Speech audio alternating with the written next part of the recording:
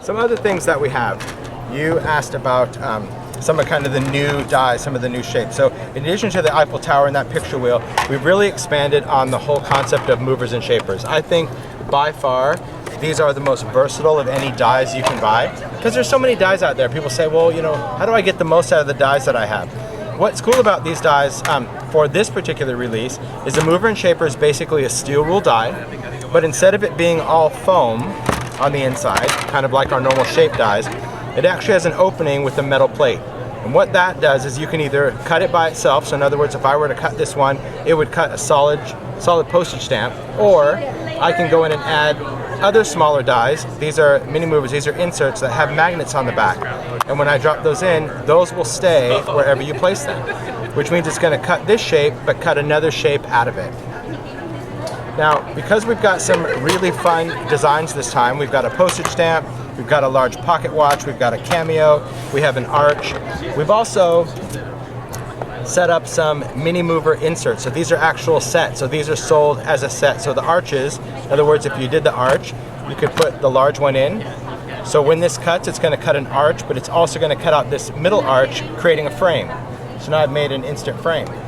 Or if I wanted a smaller opening, I can put that one in, or a smaller opening, I can put that one in. Or if I didn't want an arch opening and I had this, I can put a circle in the top, because maybe I was going to put a little clock face in it. So many things that you can do with these sides, and you can actually add several inside. As long as it's going to fit, you can put multiple pieces. So this would cut an arch with a rectangle window and a circle window in there. So they're really, really fun to kind of go in and work with. And let me show you just on the postage stamp what we're going to do. So we'll take this one, and I'm just going to go in and drop in that base. We'll take a piece of cardstock. I'll place this down.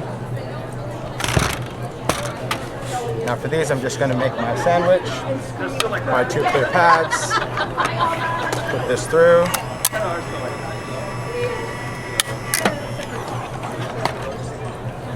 So here's what I wanted to point out on this one. So this is going to cut. This is also going to cut in there, and it's going to put a little bit of a line in there. So notice this slight line. This is called crease rule. So for years, Sizzix has done crease rule in dies, but a lot of people don't know what to do with it. In fact, when I first started out, I didn't even have a clue what crease rule meant in a die. And basically, crease rule is another blade level that's in the die that is designed to actually create a crease and not cut. So some of the dies that you can fold, like the bag or the envelope or things that will actually cut, that you can fold, even our dimensional star, has this crease rule in it. But to truly benefit from the crease rule, you actually need the crease pad. The crease pad is a flexible cutting pad. So you almost think of this as like a self-healing cutting mat, and this makes a huge difference when you have a die that has crease rule, because this is going to keep that blade from actually sometimes cutting the paper. Yep, if you have thinner paper. But even on cardstock, it's actually going to give you a much better crease line, because on this one you see, you can hardly see it, that crease line in there. It's pretty subtle. So let me show you one where we actually do a crease pad.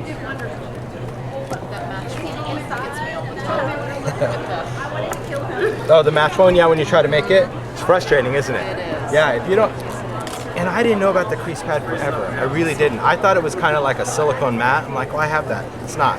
It's its own thing. And yeah, since you didn't know, we didn't know. Right, there you go.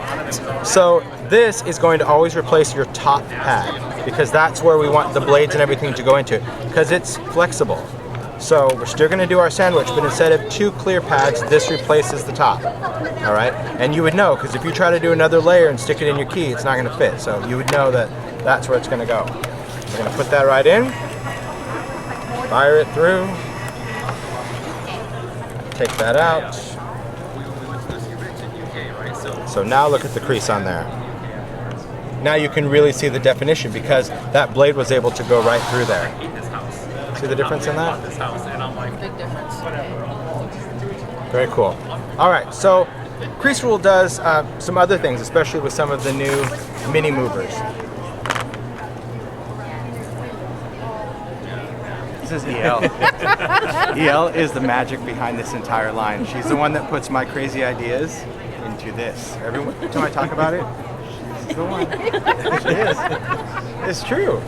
I'm like, yeah. I'm like, yo, we're gonna do this, and she's like, okay, how are we doing? I'm like, I don't know. That's your job. Yeah. Yeah, she does. It's awesome. So yeah, so some of the ones we did that have crease rule, like the minis, we did the mini bottle cap and mini postage stamp. So these are nice because this is going to cut, but it's also going to emboss that line in there. So anytime somebody has dies that have that crease rule and they find that it's only cutting through it, they really want to get a crease pad. So with that, we'll leave.